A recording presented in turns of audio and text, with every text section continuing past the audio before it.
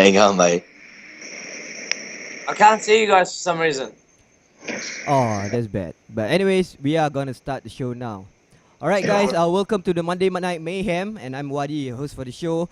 And today we're gonna have a Jiu-Jitsu special. So I'm gonna start out with a quote from Regan Machado. He says that when we go to the ground, you are in my world. The ground is the ocean. I am the shark. And most people don't even know how to swim. But apparently last weekend at City Square Mall, Singapore has plenty of swimmers. We live in cities you never see on the screen. And you're very pretty, but we sure know how to run free. Living in ruins of a palace within my dreams. And you know we're on each other's team.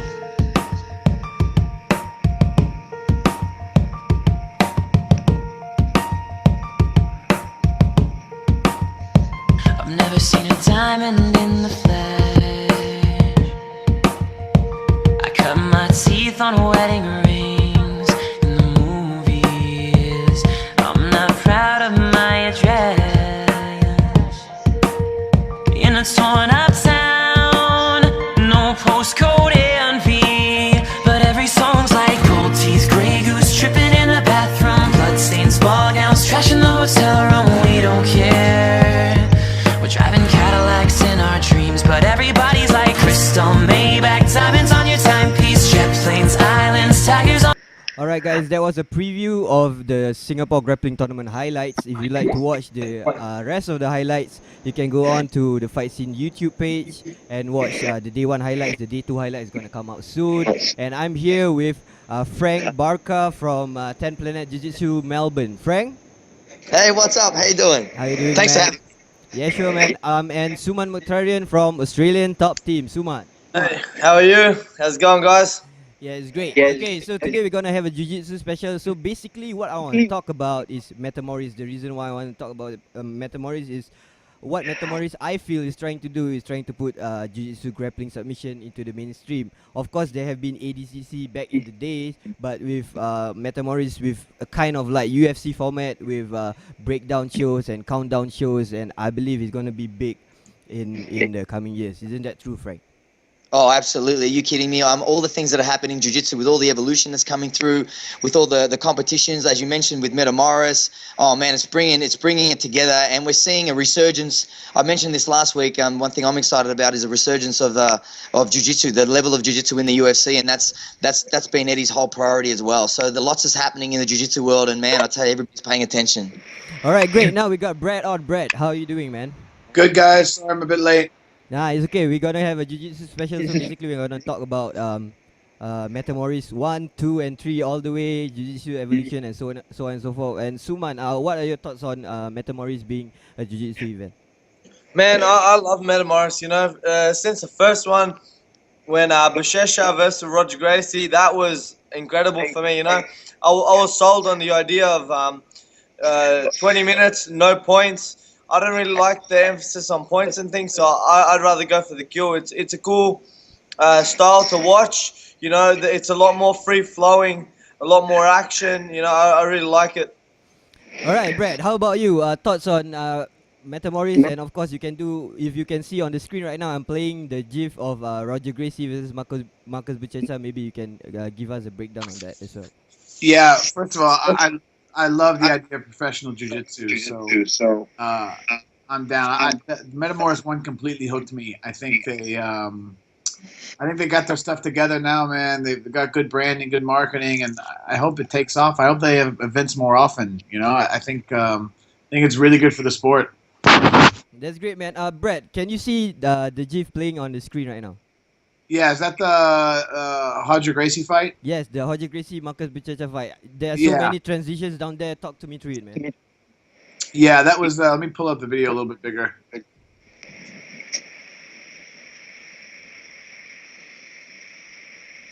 Yeah, there we go.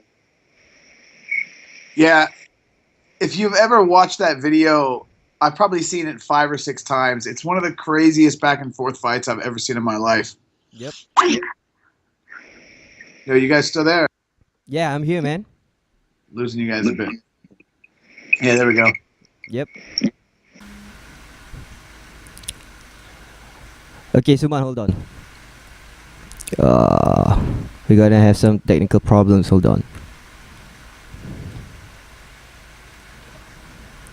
All right, hold on, guys. Let me get Suman on.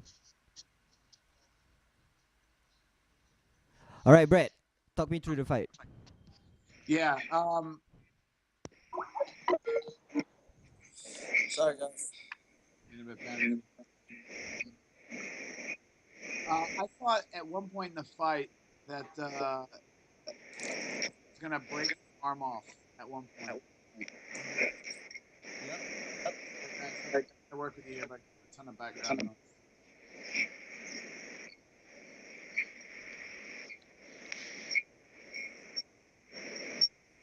All right, I just lost Brett. Frank, you there? Yeah, I'm here, buddy. All right. I'm Brett. I'm sorry, I just lost you for a moment. I would love to talk about the Roger Gracie versus Buchecha fight, but apparently Frank does not like the gi that much. But we're gonna talk about that later. Suman, did you watch the Buchecha and Gracie fight? Who, me? Sorry, speaking to me. Sorry, who you speaking to? I'm Sorry. speaking to Suman now.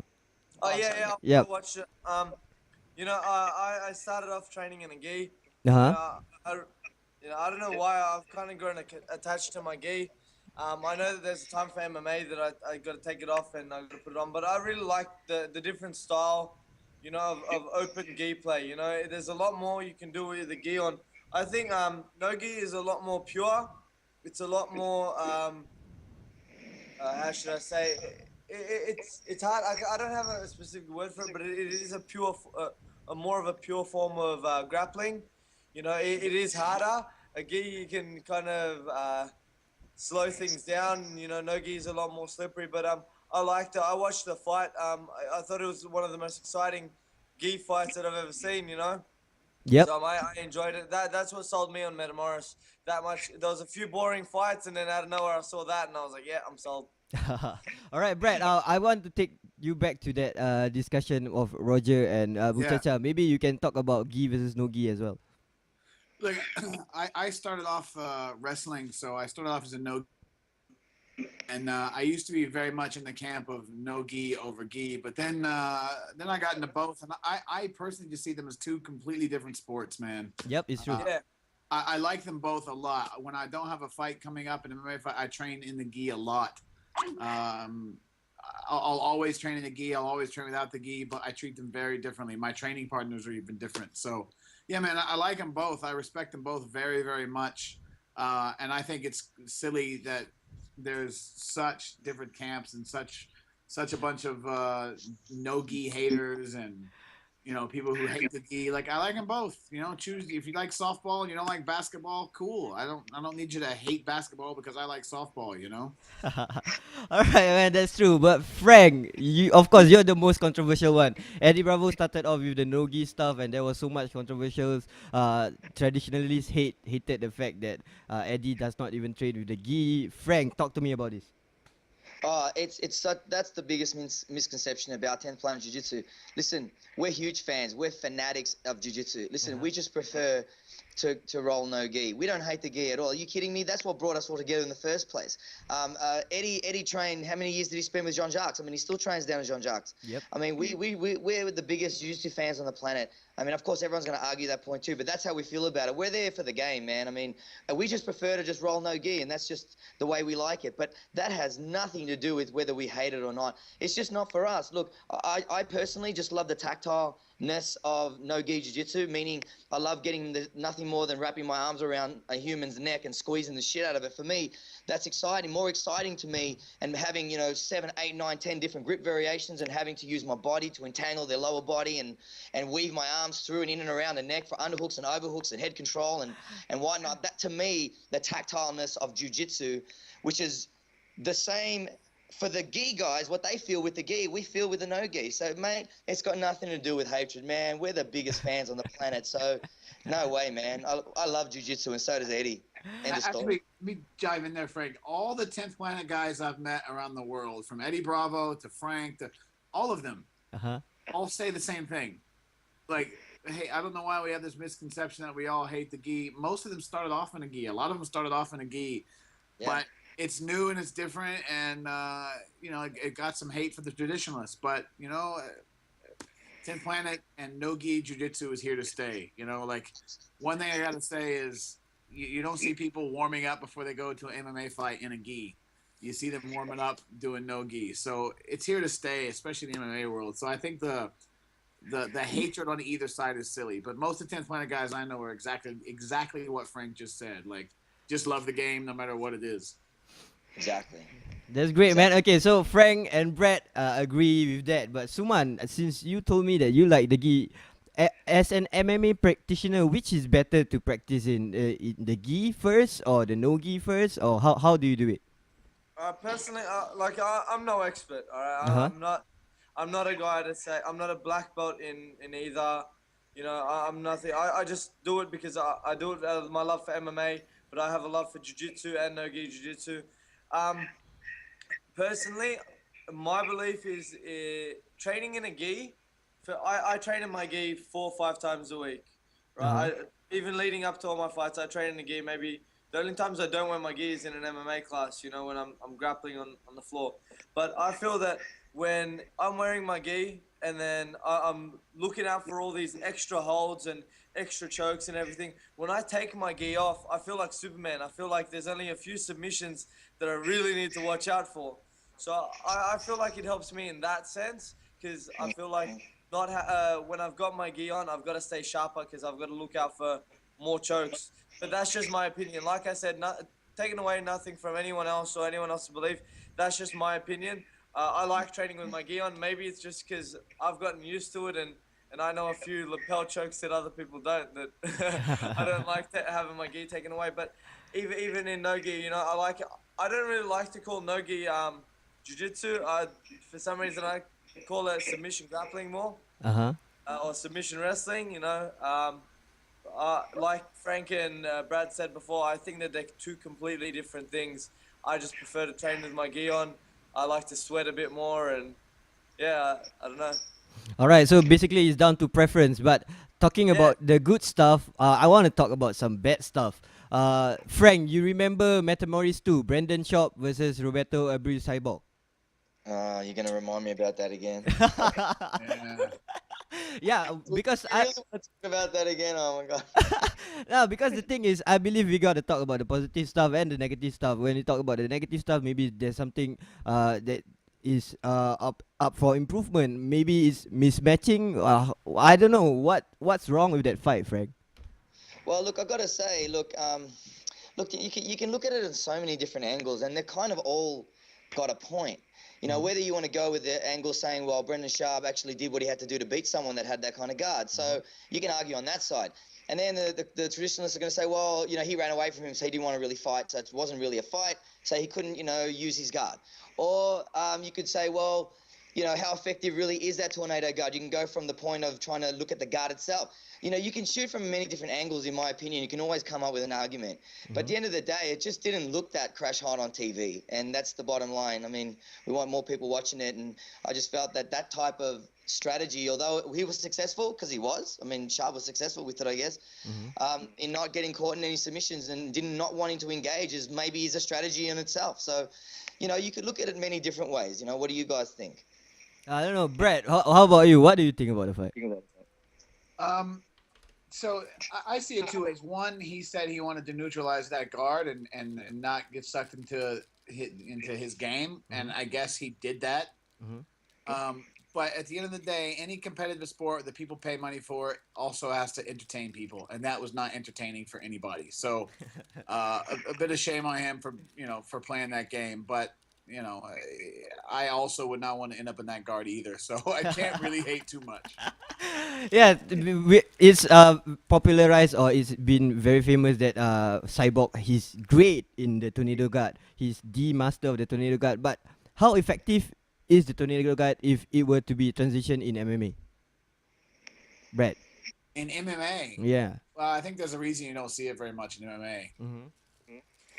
If it was effective, people would be using it more. That's my thought. I mean, I don't use it. I don't see people use it very often in any classes I take or any people I train with. Yep.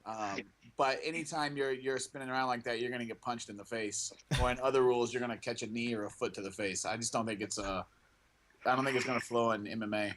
Yeah, you don't want to try that type of stuff. Frank, your thoughts on that? Yeah, look, we haven't seen. Look, I think it's still in its infancy. I think things like, the De La Riva guard or reverse spiral guard, or the reverse De La Riva. We see it being played more and more, and we're seeing it's evolving. It's evolving like faster than we can have ever imagined. So I think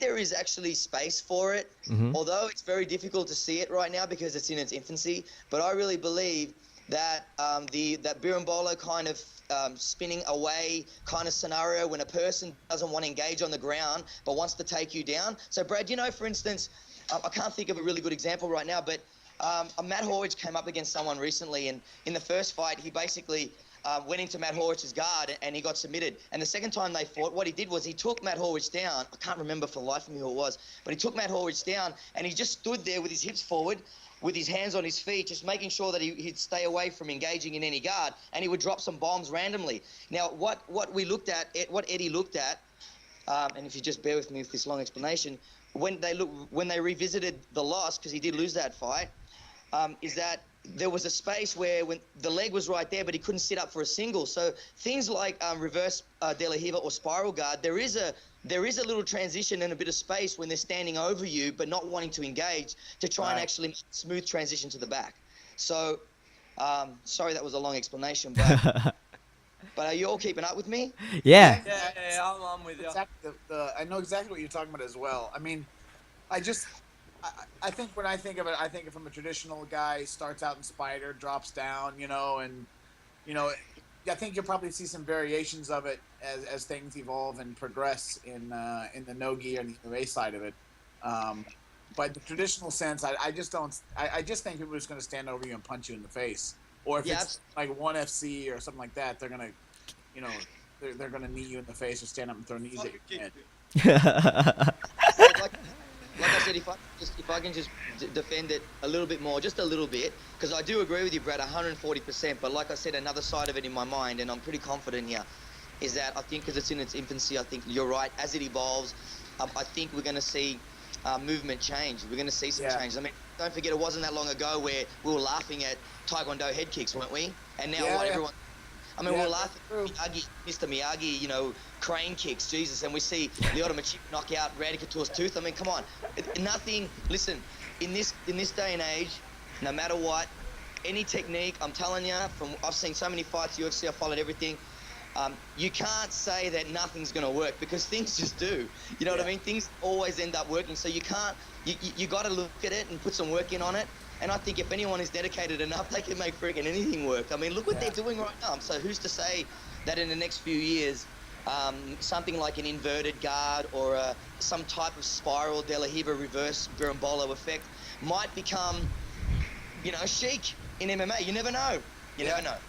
Yeah, I don't disagree with you. And look, actually thinking about it, there is cool variation that Cyborg has done from a deep half where he's on the bottom, and gets that leg in deep, and next thing he ends up in the omoplata. So I think you might see some cool stuff like that.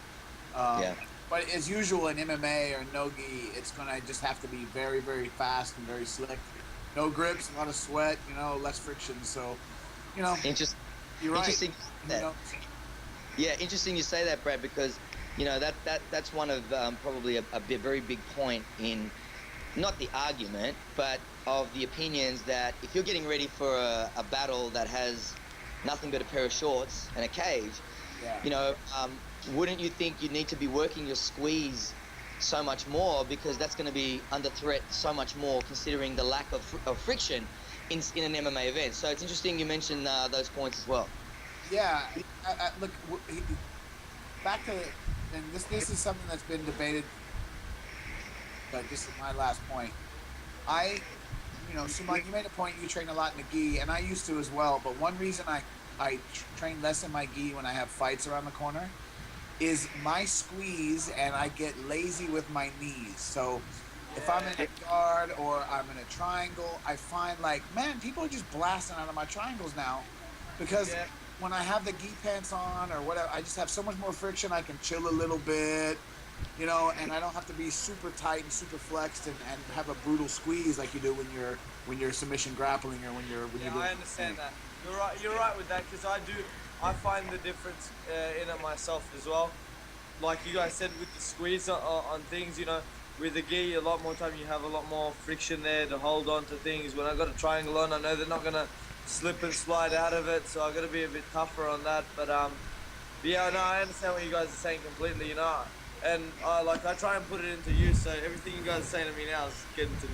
All right, guys, that was such an awesome discussion. But Frank already stated his opinion. Brett stated his opinion. For me, Suman, I would like to talk about, because just now Brett was talking about 1FC rules where you get kicked in the face and everything. So Suman, what do you think? You think the De La Riva guard, reverse De La Riva guard, or even the X guard, would that be effective in 1FC rules? Well, it's funny that you just said the X guard, because I've been working with my gi, and I've been doing a lot of X guard lately, and my professor, who's a black belt, he does the MMA class with us, and he's never fought MMA or anything, but he trains with us. He does all that. He's not one of those jiu-jitsu guys that are like, you know, I don't want to do MMA, I just want to do jiu-jitsu. He's a gi guy too, but he takes his gi off and he rolls around, and he lately I've been watching him roll with our guys, and we have some good high-level guys here, and I see him pulling off the X guard from a deep half. You know, gets straight into an X guard, and then what I've realized is, as soon as anyone comes to punch or do anything, he'll take one hit and then he'll sweep by the time. I think it works on how effective you are with it, how confident you are of doing something. Sometimes the confidence can get you killed, but if you know a move inside out, then I think that you could put good use into it for MMA. Now, tornado guard, I think I've tried it in MMA class. I didn't like it too much. I didn't like kind of being on my neck and spinning over and copping a hammer fist to the face when I was getting back up. But I like to use my De La Riva, and I do like to use my inverted De La Riva for MMA. I find for me it works. And I find even the traditional De La Riva works to keep distance from my opponent and their power hands sometimes, depending on which side I'm on. Now, as for 1FC, if I'm holding onto someone's ankle and I've got my foot looped inside and they break that foot out and I come to spin, I might cop a kick to the face at the same time. It kind of goes with how well you know the position and how confident you are to use it, you know. I think that you shouldn't be trying new things in the rules like 1FC. Probably practice it a lot in a gym, and hopefully you don't get kicked in the face for it. All right, great. Talking about moves that you know inside out, Frank, Dean Lister Armbar escape in Metamoris 1. I believe that was like the escape of the night. But I know that Dean, he knows how to escape the armbar successfully. So Frank, tell me this technique of armbar escaping. All right, so first of all, look, I'm just bringing up the GIF, okay? So then if people can, if you can put yours on so people can loop it around, and then I can eventually catch up with my commentary. Yep, it's up. Okay, mine's moving really slow. What's going on? It's still loading. Just give me a second, sorry. Sure, Mine's just loading. not a problem. Oh, while I'm waiting for this to load, Suman, I just want to mention, when you mentioned the black belt teacher at your school rolling no gi, hitting that no gi X guard from deep half. Yeah. The key is that right clinch. When your right arm is clinched underneath that their left knee and putting it right up on your shoulder. Right. Yep. That's what you're talking about with that variation? Yeah, on your left is grabbing their right ankle. Yep. And you've got the X on the inside, so the left foot's behind the knee, the right foot's inside between the legs and going right up onto the thigh. Yeah, man, that clinches everything. Like with the no-gi grappling, that's why with no-gi, with this squeeze, it's not only squeeze ability for chokes and strangles, but also squeeze for holding in armbar positions or ankle locks or holding head and arm while you're trying to pass. Like there's lots of elements to no-gi, and it's just as technical as it is in the gi. So that's why I'm a huge fan of both, by the way. I just wanted to say that. My opinion is for things like MMA, it depends on your opponent. So if I know my opponent's good for heel hooks and with heel hooks and things like that, and I hit the floor, I'm not looking to play any half guard, open guard.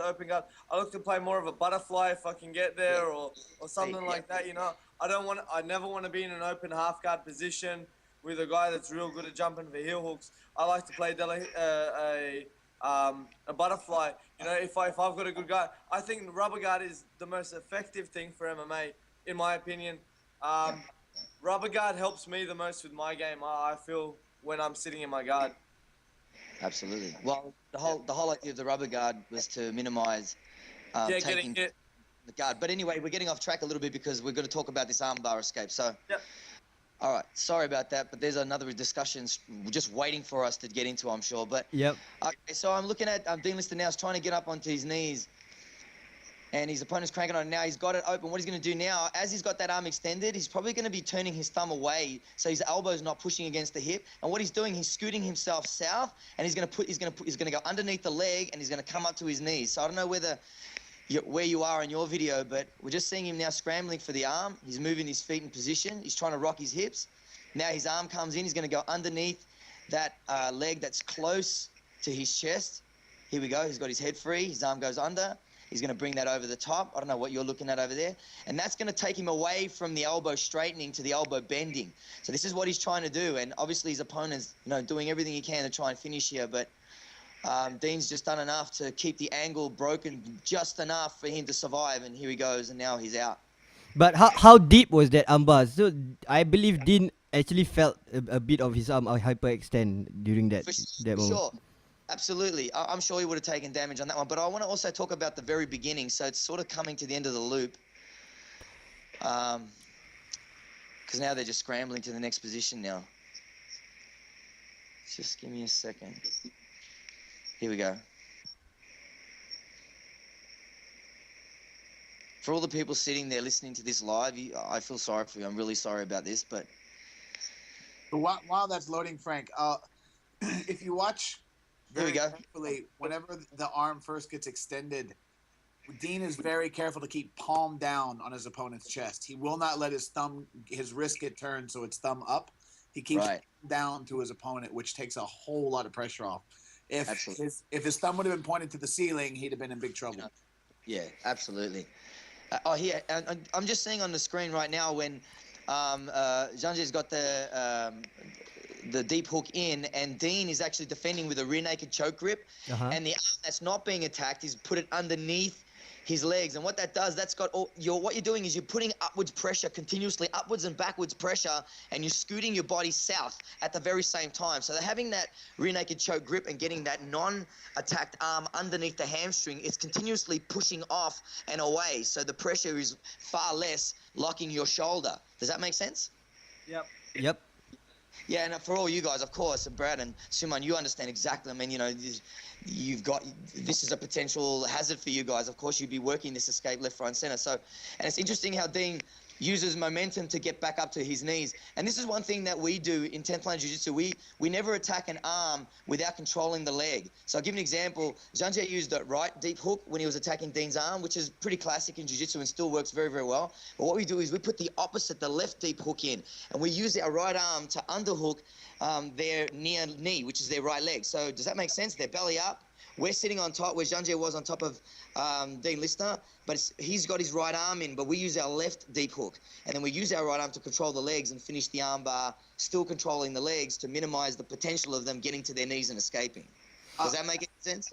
Ever since I saw Eddie first demonstrate that in a Master in the System video, ever since I saw the spider web, it's my go-to now. When I get in that armbar position, I always cinch that other leg up because my hit rate is much, much higher now on arm bars. Are you kidding me? So you know exactly what I'm talking about, right? Yeah, exactly. 100%. I understand 100% what you're saying, Frank. Sorry to be yelling into the phone. Yeah. I'm really excited. Listen, man, you know how nice it is to speak to people that understand the game and how effective it really is? Because, I try and break it down into its little elements, and it's still a bit of a head scratch if you haven't seen it. And the fact that you know what I'm talking about, you have no idea, man. I'm not going to bed tonight, man. I'm staying up all night. My wife's in that. All right, that's great, man. Because basically my objective is also to educate the MMA fans to get into this jiu-jitsu game, like small details like Brad that saying about the thumb pointing up and the thumb pointing down. That are small little details that help you get out of the armbar escape. Absolutely. All right, I'm gonna go next with Kron Gracie and Shinya Aoki. Suman, talk to me through that guillotine and how did he get so much success with that? And Shinya is not a zero opponent, man. Nah, Shinya's not. Everyone knows Shinya as the master of the flying submissions, and Yep. he's got that incredible guard and that incredible dexterity. You see him hit the floor, he straight away goes into a rubber guard. I don't know where he learned, but he looks a bit 10th planet to me. The way his style is awesome. When he's sitting in his guard, and that dexterity that he's got to get his arm over, get the leg, and go into a go-go plata, omoplata. I love Shinya's transitions. That's the most beautiful thing about watching Shinya grapple. Now, the thing with the guillotine is, I don't care who it is or what it is. There's some people that believe that the guillotine is a myth, right? I don't believe that. I think that anyone in the world can catch you with a guillotine, because it's just the oldest thing. Like in a school, like some people call bulldog choke a schoolyard choke. I think a guillotine is a schoolyard choke. You see people getting into fights and someone just seems to grab someone's head and lift them up.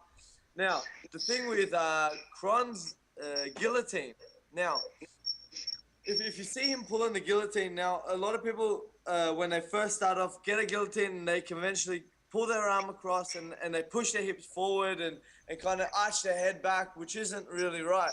Nowadays, you see a lot of great wrestlers are coming, they're connecting their hands together, and the hand that's not wrapped around the head, they're lifting that elbow up. To really give it like a bit more torque.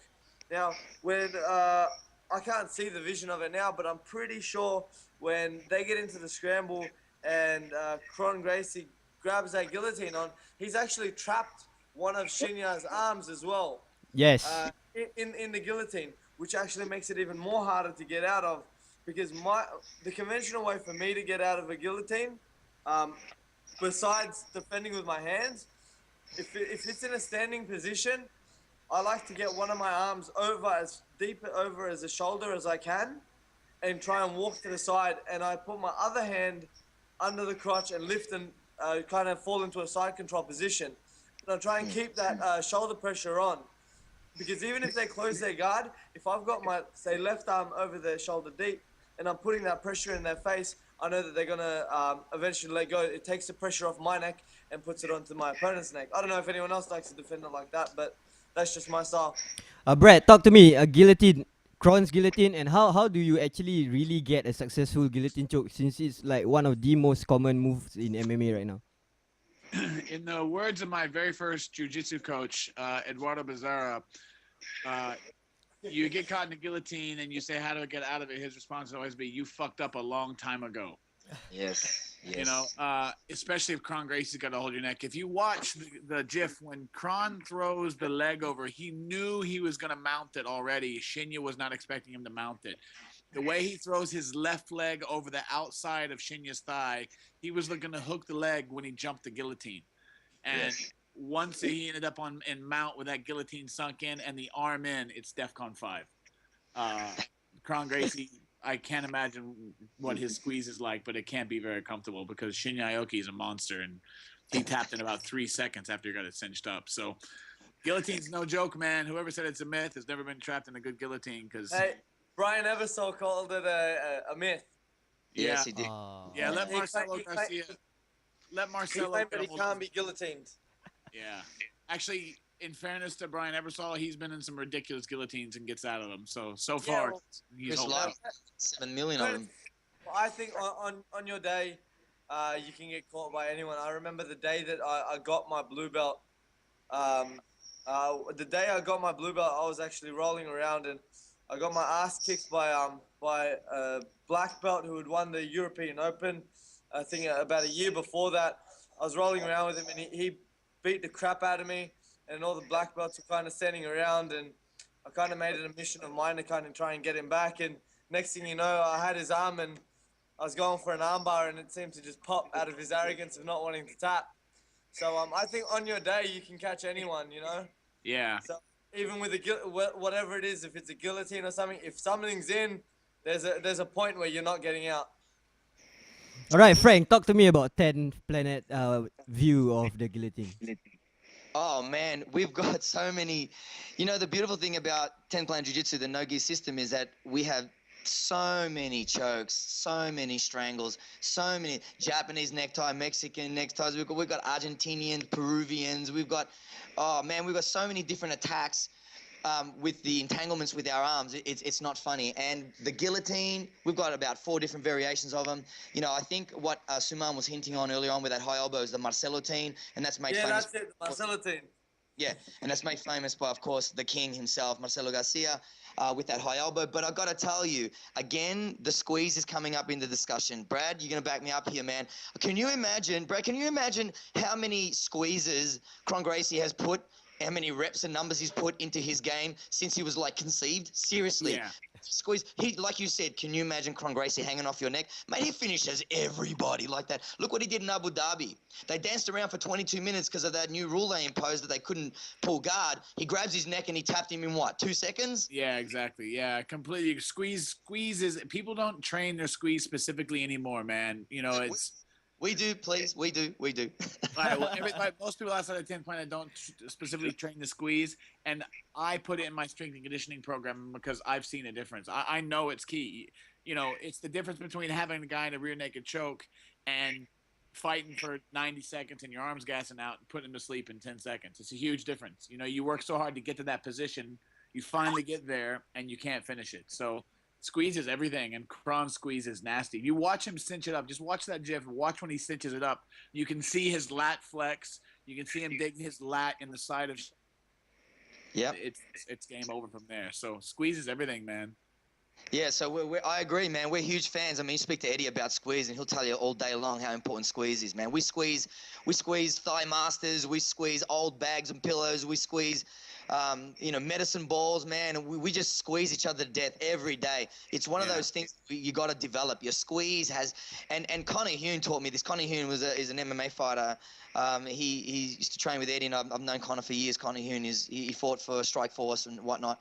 And man, he comes from wrestling since he was like a fetus, and he came to 10 Planet, man. Let me tell you, his squeeze, it was not only powerful, he was sustaining. So he could squeeze you literally to death. It was incredible. And let me tell you, man, it's something you can develop. Every single person can develop that squeeze. All they have to do is put in the numbers and squeeze as many necks, as many thighs, as many arms as you can. And man, when you snatch up those arm bars, or you put a body lock on someone from the back just with an over under, man, I tap people with just a body lock because they're not used to it. And that's all just thousands of reps of squeezing, and anybody can achieve that. All right, guys, great. Now we're gonna end the show with hold on. We're gonna end the show with Metamoris 3. I know, Frank, you know what you want to talk about. I'll start with Suman. Any matches that you want to talk about M3? Anything that hypes you up for M3? Man, more than anything, the only thing that's really getting to me, I really want to watch this Hoyler Gracie Eddie Bravo fight. You know, I'm pretty sure Keenan Cornelius is on Metamoris 3 as well. Yes, Keenan with Vinny Magalesh. That's it. Now, I'm gonna leave Hoyler and Eddie for Mr. Frank Barker, but I know he'll want to get onto that, so I'm gonna go on to Vinny Magales and Kenan Cornelius. Now, it's kind of, I'm not gonna say new school versus old school because it's nothing like that, but Kenan is, I think today he won 2 gold medals at the European Open, and man, Kenan's style is competition usually, you know. But I heard he submitted all his opponents today, so I know he's taking it serious. Vinny, on the other hand, is an extremely strong, big, a controlling guy who has outstanding submissions. He had a flying armbar win over Chris Weidman in the Abu Dhabi trials, I think, or the Abu Dhabi tournament. He's incredible. Like, you know, from his guard to his back control, from everything, his transitions are incredible. Now, I don't really know if if there's going to be much 50-50 guard playing from Keenan here. I think that, in my opinion, Vinny's going to overpower him a bit, and I think we're going to see an armbar finish from Vinny. Because I know for a fact, Vinny won't tap. If you ever watched Vinny versus Fabricio Werdum, he does not tap. He nearly snapped his, I don't even know what angle his arm was on, but he does not tap out. That was one of the most incredible things I've ever seen. And I'm a big fan of Vinny, apart from his MMA, for his jiu-jitsu. You know, he is incredible. I love it. Absolutely. All right, Brett, how about you? Any matchups that you are interested to see? The biggest jiu-jitsu match in the entire history of jiu-jitsu is going to be happening on the 29th of March, and that is Eddie Bravo versus Royler Gracie 2. Let's be honest. That is everything. It's everything, anything we've always talked about. In the jiu-jitsu world, that is Manny Pacquiao versus Floyd Mayweather. I mean, that's a huge fight. I cannot wait for it. But versus Babalu is also pretty cool. And absolutely. Yeah, and Hoffa Mendez and Clark Gracie is also very cool. This is a very, very good card. And I don't think you're going to see nearly as much controversy or stalling or headaches as we saw in Metamoris 2. I think they learned some lessons, and the matchups are a little bit better this time. So this should be an awesome event. But let's be honest, it's all about Eddie versus Royler. Talking about Eddie versus Royler, Mr. Frank Baca, I know you want to talk about this. It's 11 years in the making. Eddie beat Royler in ADCC 2003 while he was a brown belt, I believe, Frank? Yeah, that's correct. Talk to me through it, man. Man, I got to tell you, boys, in 5 weeks and 2 days, I'll be getting on a plane to spend the last 9 days of Eddie's preparation getting ready for this match. And I'll be over there hanging out with my master. And I've got front row seats to Metamoris 3. And you're going to see some little Italian from Australia jumping up and down like a psychopath, mate, on that day. I don't care what the outcome is, because you know what the biggest victory is here? This is going to sound so corny and so romantic, but I don't give a shit. Is the biggest winners here is going to be Jiu-Jitsu. That's the biggest winner here. This is just exactly where Jiu-Jitsu needs to go, and where it's been to recognize the people in the past that we've rested Jiu-Jitsu on their shoulders. Look how hard these boys have worked. I mean, can you imagine how much better Royler is? Can you imagine? He's training his ass off. He's lifting. He's doing everything he possibly can. All he's thinking about is this rematch. And Eddie, you think he hasn't been thinking about this? He's wanted this rematch since 2003. He's wanted it since then, because everyone was saying that it was a fluke. This is going to no doubt go down as one of the greatest matches of all time. And look, I got to say, I'm super proud of Eddie, my teacher. I mean, you know, of course, you know, he's my teacher. What do you think I'm going to say? But I honestly mean it from the bottom of my heart. He's also one of my dearest friends. I've seen his evolution over the last 8 years myself. Like, I've been going there like almost twice a year on a few years for the last 8 years, and I've seen a change in him. And to see him totally want to do this for jiu-jitsu, that's the aim. He wants to do this for jiu-jitsu. He's doing this obviously for his family, obviously for his association and for his closest dogs, people like myself. But he's doing it for jiu-jitsu. That's the above and above, beyond anything else. He's training with his master again. He hasn't connected with Jean-Jacques like this since basically he started trying to lay down his own foundation with 10th Planet Jiu-Jitsu and Jean-Jacques. And it's just incredible for all the guys that have stood there and supported 10th Planet Jiu-Jitsu from the beginning when no one else would.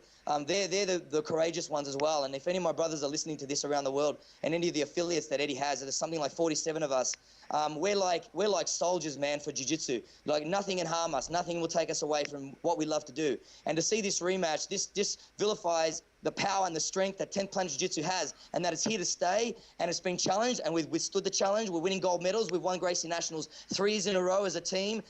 3 weeks ago it was like 19 gold medals. Come on. 10th Planet Jiu-Jitsu is here, and it's because of Eddie Bravo. But his contribution is far greater than that. And both these two men are going to put those skills on display on the 29th of March, and I'm going to be there front row, and I can't wait. All right, man, that's great. I think I'm gonna finish the Metamoris segment. Frank, a suggestion.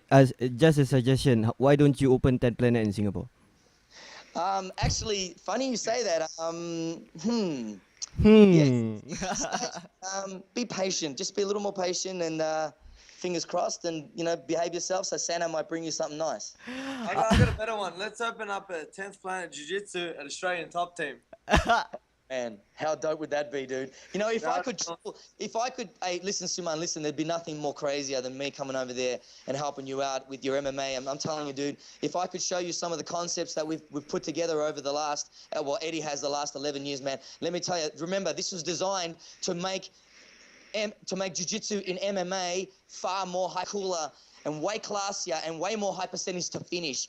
And it would be, oh man, I can't wait for that day to show you some of the tricks that I've learned from Eddie, man. It's Man, legit. I would love to hold a seminar for you here. You know, I said it to you when I saw you in Singapore, man.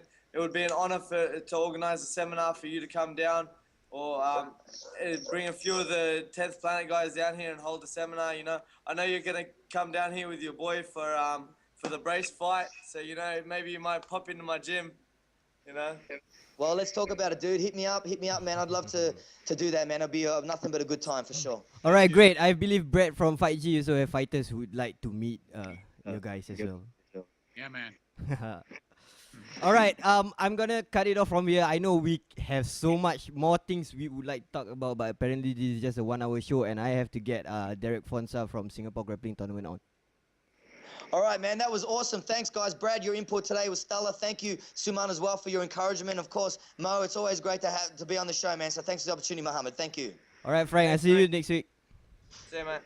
See you, bye. Thanks, guys. Thanks, Frank. Thanks, Brad. Take care.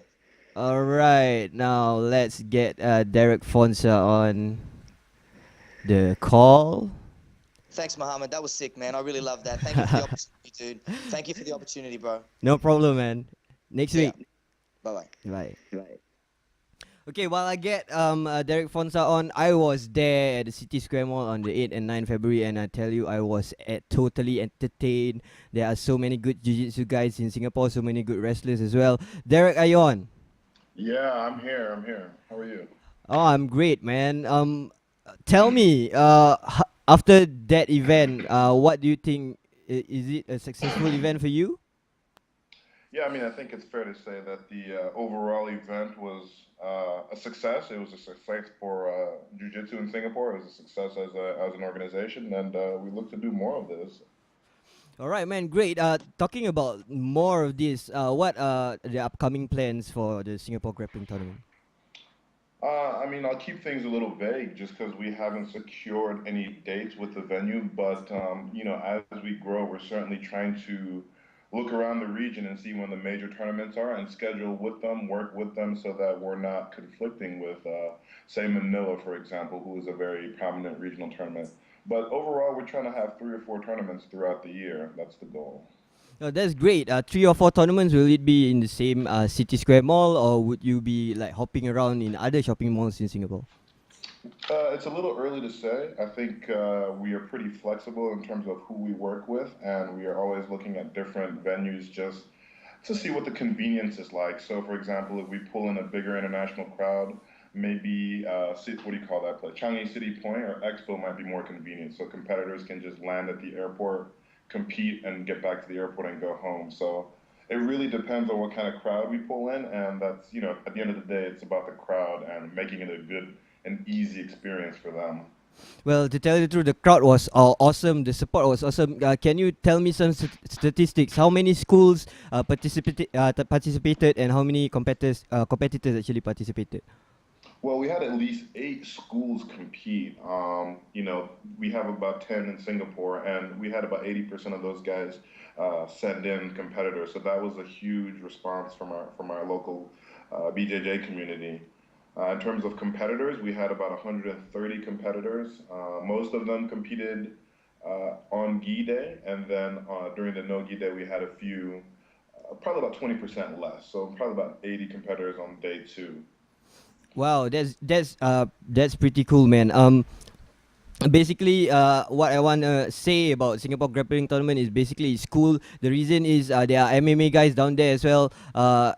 USA fighter major overall had 3 wrestling matches and a couple more jiu-jitsu to win the title. We had a Rebel FC fighter Amirul Shafiq, and we had one FC fighter Radim Rahman as well competing. And I believe there will be more and more guys competing for the future tournament as well. You know, we always welcome guys like that because definitely Major Overall's a badass, and he put in work, you know. So I mean, he what did he do? He pinned 3 guys over the course of an hour, and then came and won the purple division too. So he's a horse. It's Yeah, man. impressive. I was speaking to Major yesterday, right after the event on Facebook, and he was telling me that during his final fight in the purple belt, he actually vomited in his mouth and swallowed his vomit to continue the fight. That's crazy, man. That's what we call a champion, isn't it, Mr. Vanilla Gorilla? Yeah, yeah. Look, Meiji's a beast, dude. Yeah, absolutely. I mean, he was just hulking these guys around. It was unbelievable. I mean, you think he's under 73 kilos, and he's just tossing guys. It was very impressive. Wrestling. You from the South? Yeah, I do a bit of wrestling in my day. Sounds good. Sounds good. All right, Derek. Thanks for having being on the show, and would love to be a part of the next tournament as well. Yeah, look, man. I mean, the goal here for us is really just to expose BJJ to Singapore, and the way we do that is we put it in a public place. So that was ultimately the first objective. Brad can attest to this. How many competitions have we held in the past, and have they all been inside someone's gym or some location that's not public facing? Yeah, I remember a guy who in June won a small tournament that you held at BJJ Singapore. I can't remember quite who it was, but he went in there and knee barred a bunch of people and got the gold. But Yeah.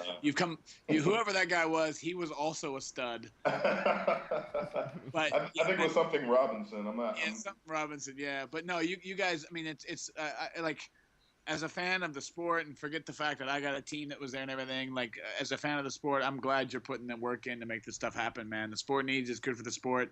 And look, 100-something competitors on the first day, your first kind of coming out party for an event is awesome. So it's a good sign, man. It's a good sign. Good things to come, I'm sure. Yeah, hopefully. I mean, with shows like these, and with guys like Suman and Frank talking about opening up additional schools here.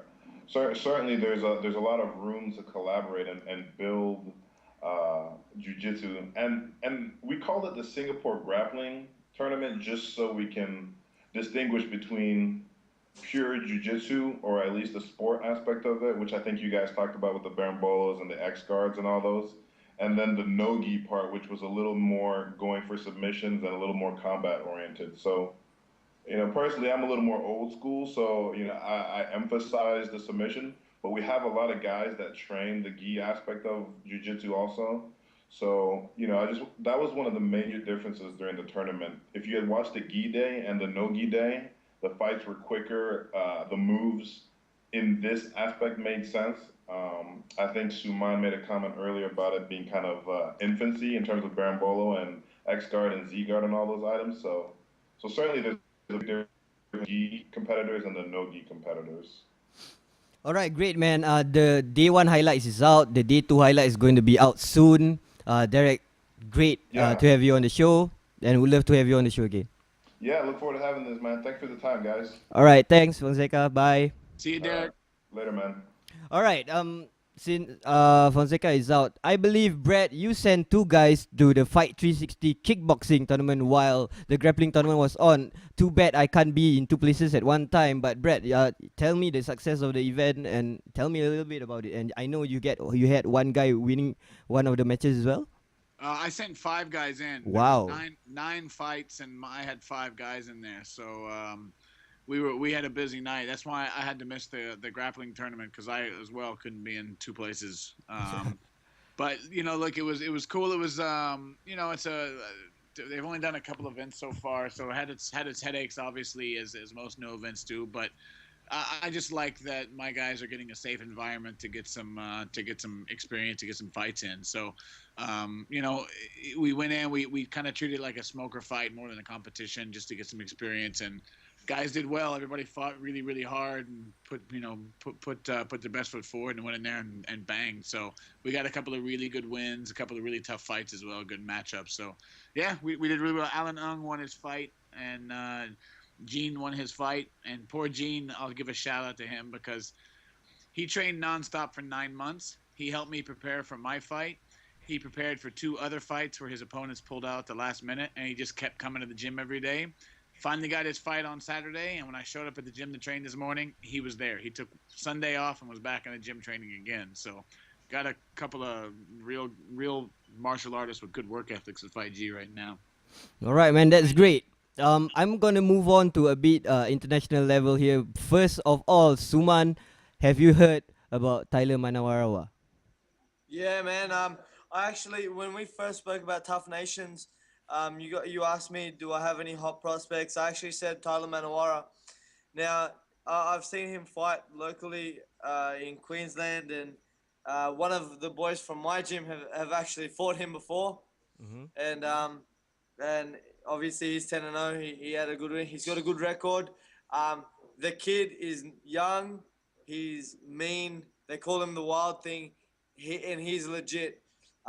If you watch the fight that he had on Tough Australia versus Canada, he gassed out a bit, and I think he is only 19 years old. He's going to learn a lot from it. But this kid is the real deal. He trains the integrated MMA in Queensland. They're a great gym, and he's got a real good team behind him. His coach Adrian Pang was actually at in Canada with him. He's a part of Team Australia, and this kid's legit. He's a fighter through and through. He never gave up, and he pulled it off. I think that if he didn't reverse in those last 20 seconds, he would have lost the fight. But he took out Canada's #1 guy, Nordin Talib. That kid is legit, and he will be in the UFC. I'm telling you right now. I've heard a lot of good things about him, and you're gonna love watching him fight. He's an exciting fighter, and he's good. He's all around good. His ground game, his everything is good.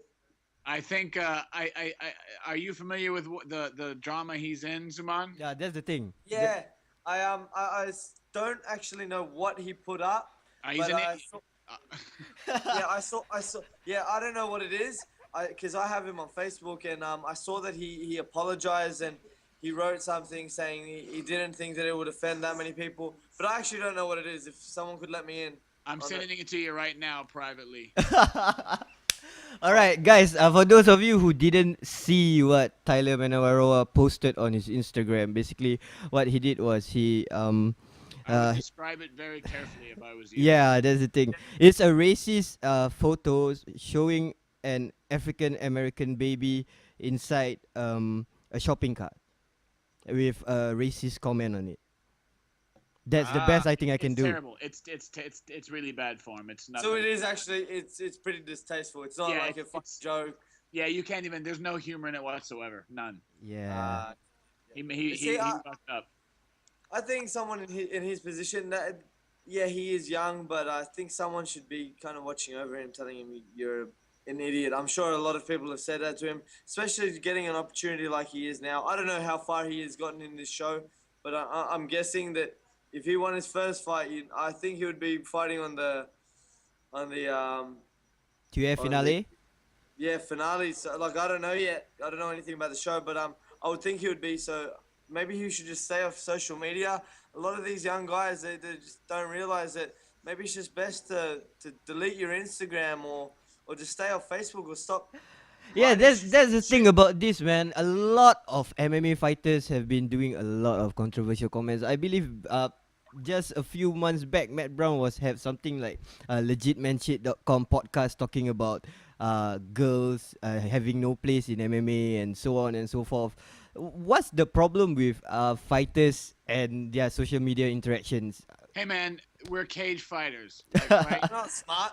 Like, look,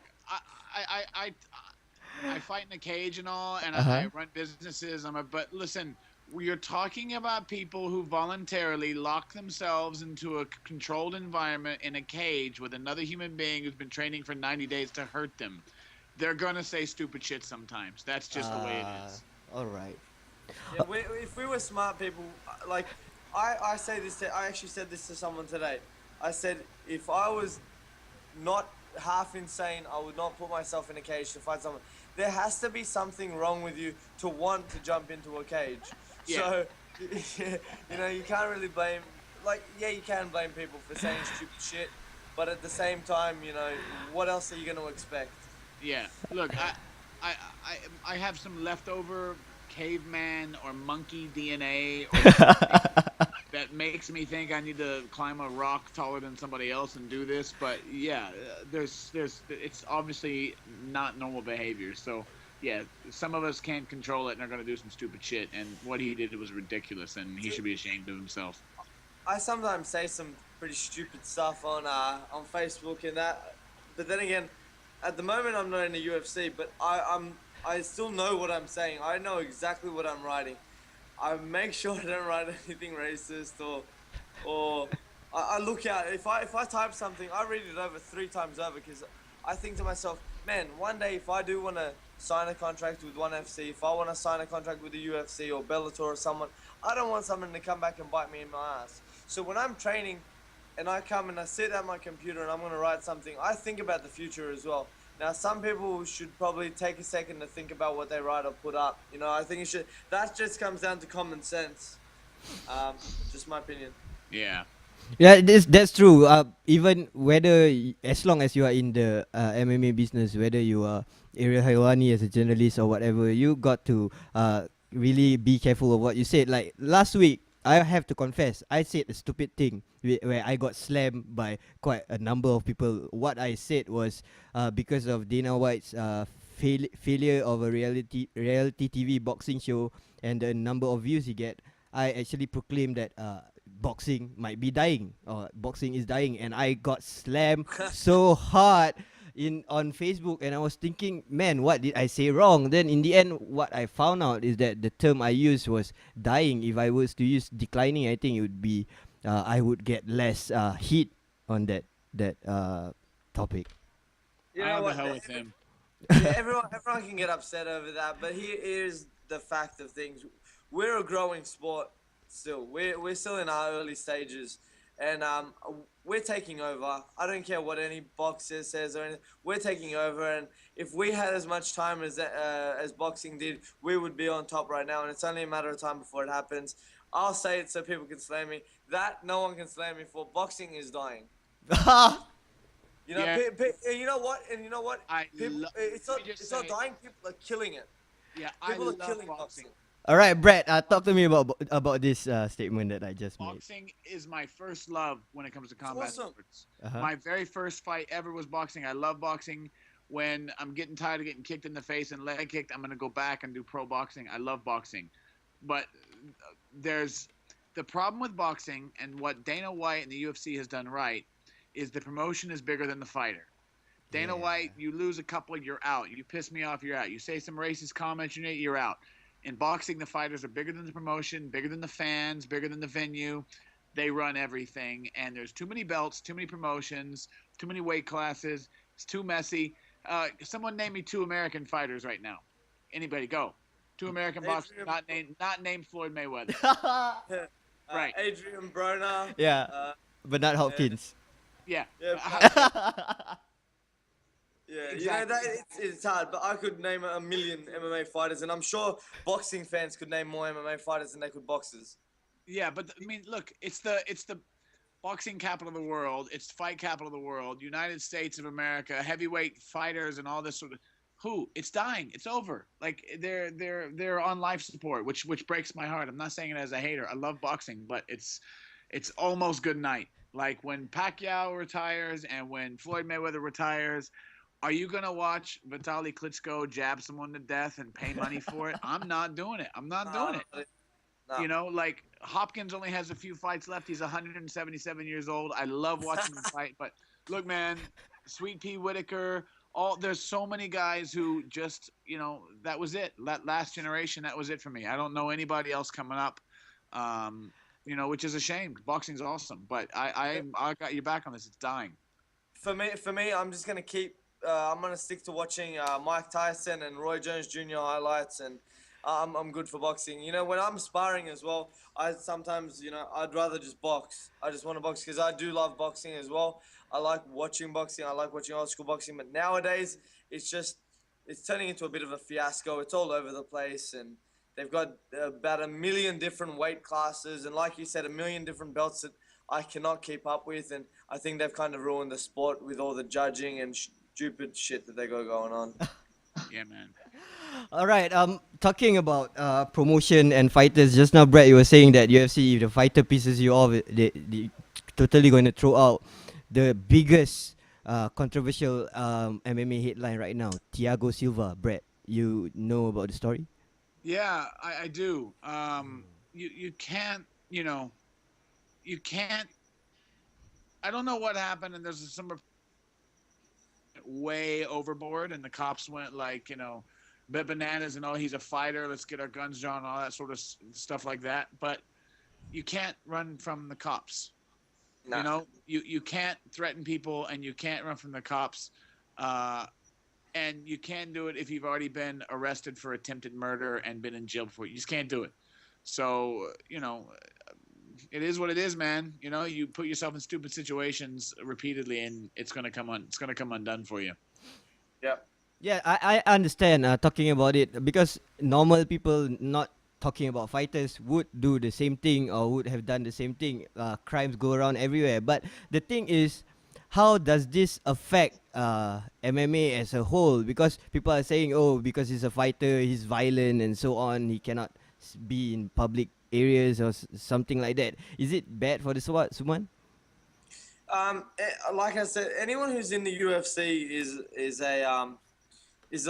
like a leader for young guys, and people look up to them. And people like Thiago Silva should, like I said, with the Instagram thing, should really think before they do something.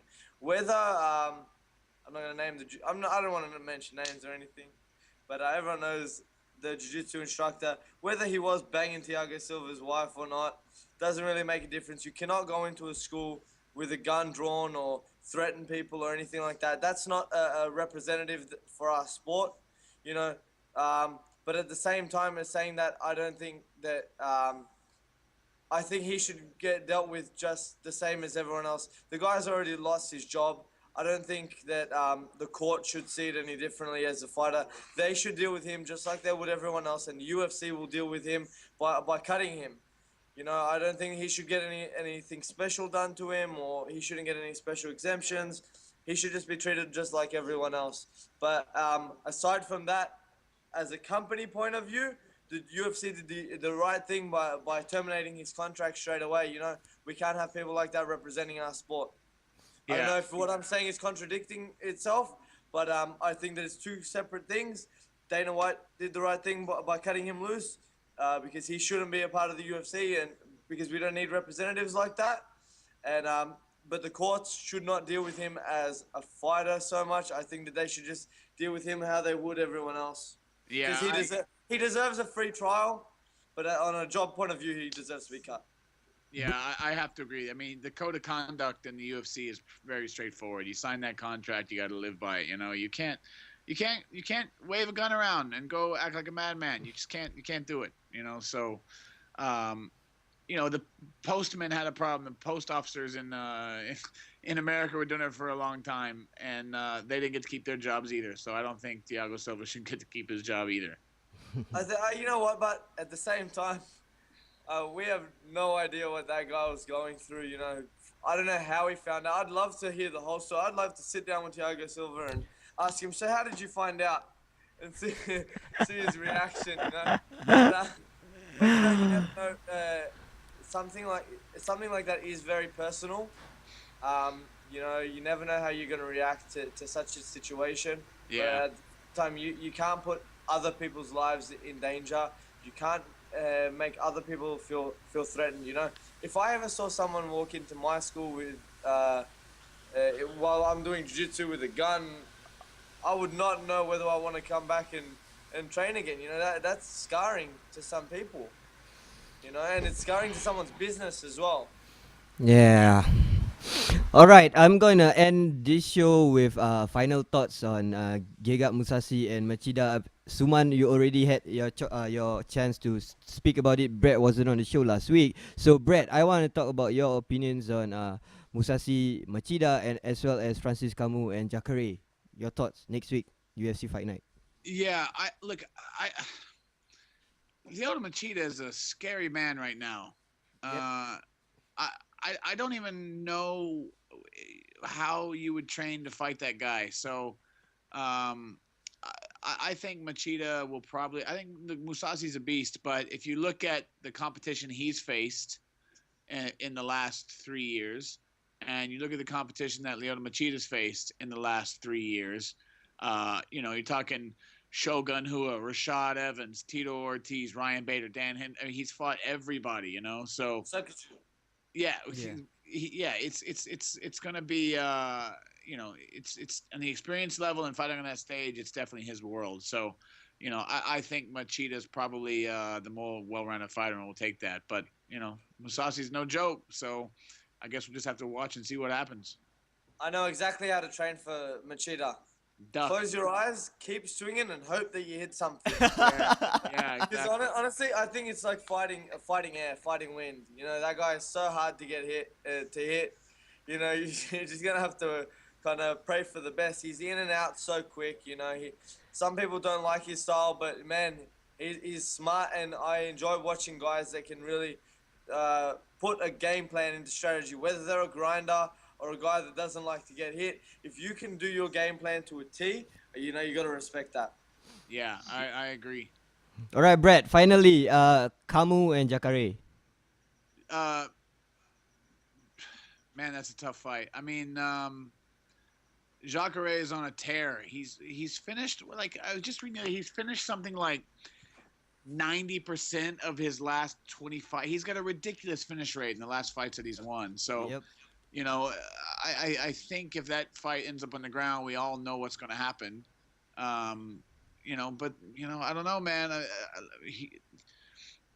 Carmont beat Lorenz Larkin, who I thought was going to beat him. He beat Tom Lawler, who I thought was going to beat him. So, he can't be counted out either. But I think Jacare is just a more well-rounded guy with more weapons. Beast. Yeah. All right, thanks guys. I can't wait for UFC Fight Night. We'll come back next week to talk about the aftermath of the event, and as well Sorry, we will. Mohammed. Yep. 1 second. I was just wanting to see. I just thought I'd tell you right now. For the show next week, I was wondering if we could speak. I'm sure a lot of other fighters from ONE FC to Rebel, UFC would even like to talk about this as well. Fighters picking and choosing their opponents.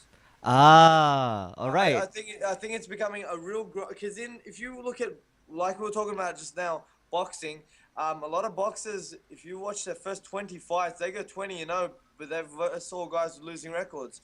And back in the day, you wouldn't see it as much, but I'm starting to look right now on Sheerdog, and I'm starting to look at people's files all around the world. It's starting to become a growing habit of guys picking and choosing their opponents and looking to get further in the MMA world, trying to kind of not fly under the radar, but get an 8-0 record, and then wish to get accepted into the UFC when they verse guys that have losing records or have never fought before. I think it's a growing thing, and I think that's something great to talk about. I'd love to see what Brad thinks about it and other fighters about accepting fights and turning down fights, whether it's a smart decision or not. What do you do in this situation? I think it'll be a great topic. Yeah, it's gonna be a great topic, man. Talking about Sherdog, I know there are some fighters who put in ghost fighters, like they are, right. just to bring their, basically they are 8-0, but actually they only fought 2-3 fights. There's actually a I don't know too much about it, but I heard a rumor going around that there's someone in there. I don't know if I'm not gonna say Sheerdog or anything, but I'm just gonna say a fight record like database where you can pay an X amount of money. Yep. Where you can get a fake fight put on and build your record, which I think is ridiculous. All right, great. Guys, the thing is, I know there's a lot of stuff. I think I want to save that for next week. I know Brett got a lot of stuff to talk about that as well. Isn't that true, Brett?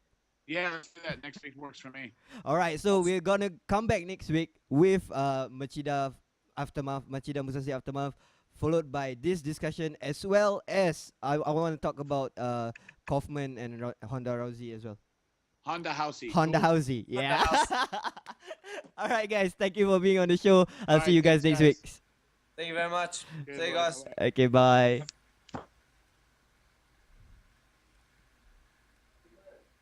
Right.